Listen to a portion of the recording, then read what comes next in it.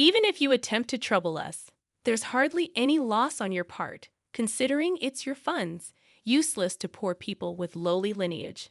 I sighed as I completed the final check. You're closing your account, right? Please, go ahead, I said with a tone that seemed mocking. Their eyes, filled with clear disdain, made me feel disgusted as they stared at us. I decided it was time to give those who judge others by their upbringing a taste of their own medicine. With that thought, I smiled. My name is Tiffany, a 29-year-old office worker. Currently, I'm living a peaceful life with my mom while working. My dad passed away from an illness when I was young. His chronic illness had worsened early.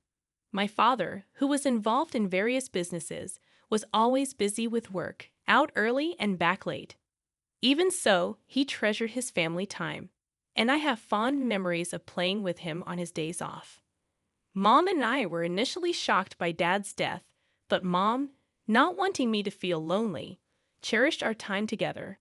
Fortunately, when Dad fell ill, he made sure with the former CEO to secure enough funds for our livelihood. Thanks to that, I was able to go to college, and both Dad's and Mom's parents were very supportive, especially my paternal grandparents, who lived nearby, took great care of me when Mom was away at work.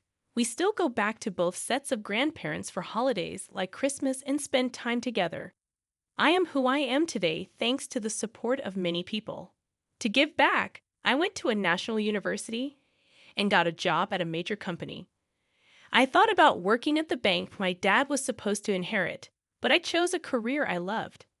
As you're being told, do what you love.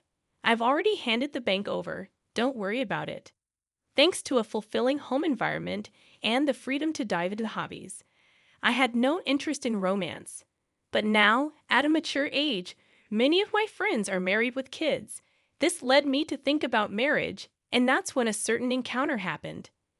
I never imagined this meeting would lead to a major incident. Hey, Tiffany, aren't you interested in love, huh? That was the starting point, a question from a colleague at work. We've been close since our rookie days. I have an acquaintance who's struggling to find a match. He's well-educated and handsome. You're highly educated too, Tiffany. Maybe you'd like to meet him. I've always thought it's a waste for someone as eloquent as you, Tiffany. There are even a few people in the office who are after you. She has a wide network and always shares various stories. She's living with her boyfriend, whom she met at a party, and seems very happy. She's quite concerned about my lack of romantic involvement. I had even consulted her about marriage, leading to this arrangement. A few days later, I agreed to meet a man named Is. The rendezvous was at a cafe, and as I waited nervously, a man approached me. Tiffany? Ah, yes, nice to meet you. You're Is, right? I said, feeling a bit anxious. Yes, thank you for today. Yosef's expression was blank as he looked me over. It felt like he was sizing me up, and I was a bit taken aback. Then, taking a seat opposite me, he quickly started the conversation. What do you do for work, Tiffany? He inquired. I work in sales at a company. I've always enjoyed interacting with people and making use of my opinions, which is why I chose sales. I find it fulfilling, and I love the moments when customers are happy with their purchases. I replied, trying to ease the tension. What's the name of your company? He asked. I told him the name of my company. Upon hearing it, Is paused for a moment, then smiled. It wasn't a pleasant smile, more like one of satisfaction. My company is quite a large enterprise with good performance. We're well trusted by our customers, he said, his tone slightly arrogant. Since he asked, I decided to return the question. What do you do, Yes? At my question, Is snorted with pride and began to boast. I work at Sunrise Bank as a department head. Sunrise Bank is a really big bank, The work is tough, not something ordinary people can handle. But since my dad is the CEO and I'm the successor, it's different for me. I felt a stir in my chest at Yosef's words.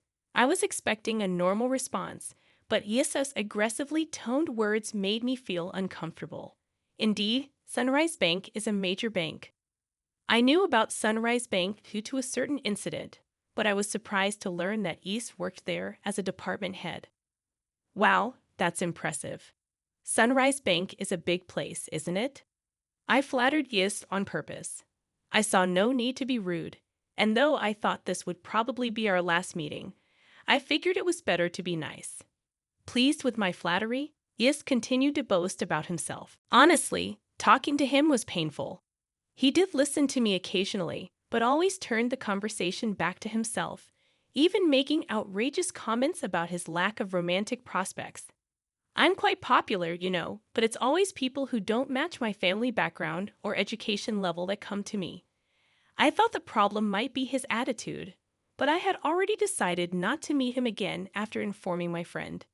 As time passed, he still looked satisfied and made a suggestion. I'd really like to meet your parents, huh? But we just met today. That's exactly why parents' excellence is important, especially if we're going to date, right? Inside, I screamed. I had no intention of dating him, but he seemed oblivious to my discomfort and kept pushing forward. When are your parents in? Are you available? Ah, I'll have to discuss it with my mom. What about your dad? As Yeast pressed on, I felt a growing sense of disgust, but couldn't find the strength to cut him off. My dad passed away when I was young. At my words, Yist narrowed his eyes. Suddenly, waiting for him to speak, Yist just said, I see, and fell silent, pondering.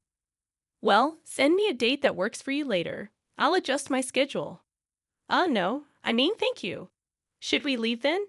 Before I could finish, Yist stood up. It felt like talking to someone from a different world, despite my reluctance. I had given him my contact information and even discussed meeting our parents. His disdainful look upon hearing about my father's absence bothered me. In the end, we agreed to meet again with our parents. When I explained this to Mom, she smiled. Riley, maybe you were just nervous because you haven't dated before, she said reassuringly. Maybe, but the way he spoke was weird. Well, his parents will be there, right? Just say no if it doesn't feel right. I'll be there too, I replied, feeling guilty. Thanks, Mom. Sorry for dragging you into this, I apologized. Mom laughed heartily. It's okay. No need for you to feel bad. Besides, I'm curious about Sunrise Bank, so let's see how it goes. So, Yis and I'd arranged a family meeting. At that time, I had no idea Yis had planned the meeting for such a shocking purpose. On the day of the meeting, we arrived at the place Yis had chosen. It was a fancy restaurant. It's a big place, isn't it? I remarked as we entered. Yes, it is, Mom agreed. Inside, our table was ready, but Yis hadn't arrived yet. We entered and waited, and shortly after the scheduled time, Yis and his family arrived. Sorry we're late. The traffic was terrible. Nice to meet you. Thank you for today. Yosef's family unapologetically took their seats. Irritated but not wanting to start a fight, I initiated the family meeting. After some time, Yosef's mom, Morgan, with a sly smile, spoke up. So, where is your father? Is he coming later? She inquired, looking around. I looked at Yis, but he just smirked dismissively and said nothing. I had already told him my dad was deceased. Morgan acted as if she didn't know, despite having agreed to meet our families. Mom quickly responded. In my stead, my husband passed away from illness when Tiffany was young. So today, I'm here as her mother, Mom responded with a calm smile. In contrast, Morgan raised her voice in an exaggerated manner. Oh my, Tiffany is from a single-parent family. Her words took me aback. Even after explaining that my father had passed away from illness, her tone clearly carried malice. Being from a single-parent family, life must be quite hard, huh? But she graduated from a public university. That's commendable, right? Really, but still, being from a single-parent family, wouldn't dating her be complicated? Ye's family's conversation left Mom and me utterly dumbfounded. Despite being present, they spoke so disrespectfully, mocking us as if being from a single-parent family was something bad. Such words weren't suitable for a first meeting. Angered, I retorted in a low voice, Excuse me, but after Dad passed away, Mom raised me with great care. I owe my current life to her. And isn't it rude to speak about someone like that when you've just met, Tiffany? However, Morgan burst out laughing at my words. Rude, isn't it? More absurd for the daughter of a single parent to think about marrying into a high-class family. I'm not really into strong-willed women. This is pointless. There's no getting through to them. Thinking this, I just stared at them in disbelief. I had high hopes since she works at a major company. Well, you'll eventually carry on Sunrise Bank, so maybe she's not quite at your level. As they hurled more insults, I felt no need to listen anymore. Trembling with anger, Mom glared at them. Did you invite us here today just to look down on us? I've heard from Tiffany about the other day. You're enjoying berating us for being a single-parent family, aren't you? Her words took me aback. Even after explaining that my father had passed away from illness, her tone clearly carried malice. Being from a single-parent family, life must be quite hard, huh? But she graduated from a public university. That's commendable, right? Really, but still, being from a single-parent family, wouldn't dating her be complicated? His family's conversation left Mom and me utterly dumbfounded. Despite being present, they spoke so disrespectfully, mocking us as if being from a single-parent family was something bad. Such words weren't suitable for a first meeting. Angered, I retorted in a low voice, "Excuse me, but after Dad passed away, Mom raised me with great care. I owe my current life to her. And isn't it rude to speak about someone like that when you just met, Tiffany?" However, Morgan burst out laughing at my words. Rude, isn't it? More absurd for the daughter of a single parent to think about marrying into a high-class family. I'm not really into strong-willed women. This is pointless. There's no getting through to them. Thinking this, I just stared at them in disbelief. I had high hopes since she works at a major company. Well, you'll eventually carry on Sunrise Bank, so maybe she's not quite at your level. As they hurled more insults, I felt no need to listen anymore. Trembling with anger, Mom glared at them. Did you invite us here today just to look down on us? I've heard from Tiffany about the other day. You're enjoying berating us for being a single-parent family, aren't you? It was the first time I heard her speak so sternly. Please stop with the accusations. It was just a little teasing, right? No one feels good being mocked, and all your remarks are condescending. We have no intention of listening to this any further. E's family looked displeased at Mom's clear statement. Presumptuous for commoners, huh? Indeed, that may be the case, but this has made up my mind. E's family looked briefly surprised at Mom's words, then burst into laughter. They seemed to be thinking, what can you possibly do? Mom sighed and began to speak. Actually, we have funds deposited with your bank, but we don't wish to entrust them to people like you. Oh, really? But we don't know your name, so it can't be much, right? It's probably insignificant. That's right. Even if you try to trouble us with your fun, it won't really affect us. Low-class poor people are not needed. I realized that even Mom's last attempt at reconciliation was in vain. But they continued to speak disdainfully, unaware. I sighed and made the final confirmation. We're closing our account. Okay, go ahead. Yosef's family responded with mocking tones and clearly disdainful expressions as they looked at us. I thought to myself, let's make those who judge others by their background suffer a bit. I smiled at the thought. Is that so? Then we will proceed as such. And please consider this meeting never happened, Yosef's family declared. Of course, I replied calmly, knowing we had no intention of marrying into a family with such prejudices. Well then, we will take our leave now, Mom, and I stood up. Oh, don't worry about today's bill. It's too expensive for you, they remarked. Is that so? Well then, with that, our family meeting ended. Later, I made a phone call. Weeks later, my mobile phone was flooded with calls from Yes. Of course, I had anticipated this and had no intention of answering. It was their own responsibility. I immediately blocked the number. A few days later, I received a call from Grandpa Kyle. Summoned by Kyle, Mom and I headed to Sunrise Bank in the meeting room. Ye's family, looking pale, was present. As soon as they saw us, Morgan stood up and rushed over to bow deeply. "I am extremely sorry for what happened," she said. I didn't reply to Morgan's words, just smiled and began to speak. "What exactly are you apologizing for?" At my words, Morgan bit her lip hard, trembling with anger. "That's understandable. There are too many things for which they should apologize. That's probably why she's feeling so frustrated. This whole situation started because I said we would close our account. That day, our account wasn't particularly large. Closing it wouldn't have caused much damage. But Kyle's case was different. Kyle managed the inheritance left by my dad at Sunrise Bank for our benefit. Kyle also had his own account there. If all accounts, including Kyle's and my dad's inheritance, were closed, it would total about $7,000 million. In other words, their disrespect decided the closure. And importantly, Kyle is the former CEO of the bank. Dad was supposed to take over the bank but passed away young, so the position went to Scott. I didn't know that Tiffany was related to the former CEO, Scott. Looking anxious, Yosef pleaded as if making an excuse. But that's no excuse. Even if they didn't know, their prejudice against our family is their own fault. "You mean, if we were relatives, you would have treated us differently?" Dad interjected. "Hey, don't talk to Dad like that. It's your fault for not telling us from the start that your grandpa was the former CEO. I don't have any obligation to tell a stranger like you that.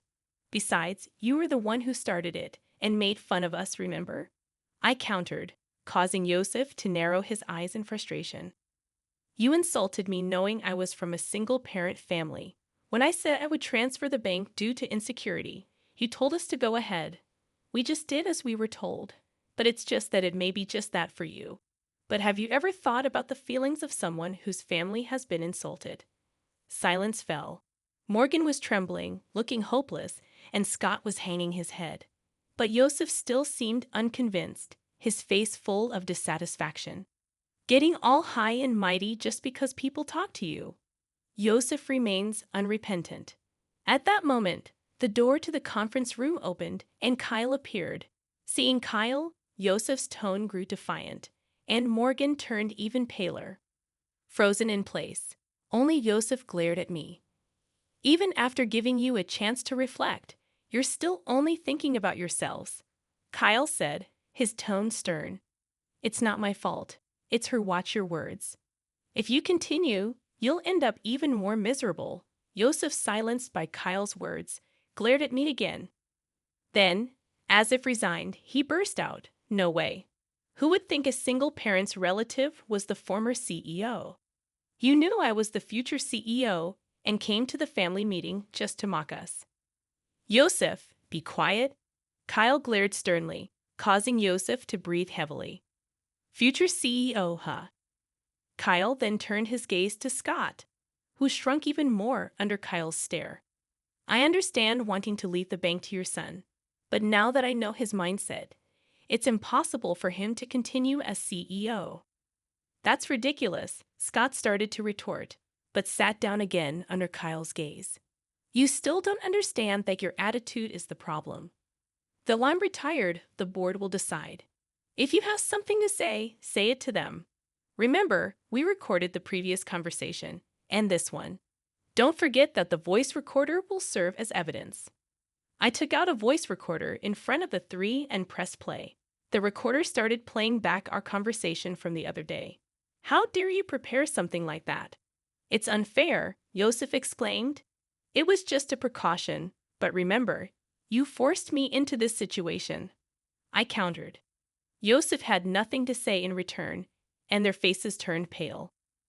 "Thank you, we'll handle it from here," they said. So Mom and I left. Ultimately, Kyle didn't transfer the funds, at least not officially. Scott was removed from his CEO position, and Yosef was demoted. Seemingly unable to handle the blow to his pride, Yosef resigned voluntarily. Kyle's influence in the financial industry meant Yosef would struggle to find work in the same field again. Whether Scott knew this or not, he seemed determined to work until retirement, but Kyle said it would be tough for him both mentally and physically. Morgan, who used to wield power as the CEO's wife, apparently started part-time work to maintain her lifestyle. But her character likely made it hard for her to keep a job. I'm really sorry, I said. It's okay. You didn't know, right? Mom replied. I only shared what happened with a friend who introduced me to Yosef. She just heard about him through someone else and wasn't at fault. Mom was initially concerned about being a single parent, but I'm happy now and can live thanks to the support I've received. When I told her that, she smiled and said thank you. After everything was taken care of, Kyle told us to come over to his house again sometime. I'm really grateful for Kyle's help in resolving the situation. He was tough, but I'm happy now, so it's okay. I have some good news for you, Mom said one day. Really? It's not about dating again, is it? I teased. It's a friend of my boyfriend this time. He's definitely a good guy. I'm not interested in dating right now, but I'm satisfied with my current life. I want to keep cherishing those who support me. And maybe someday I'll meet someone I really click with.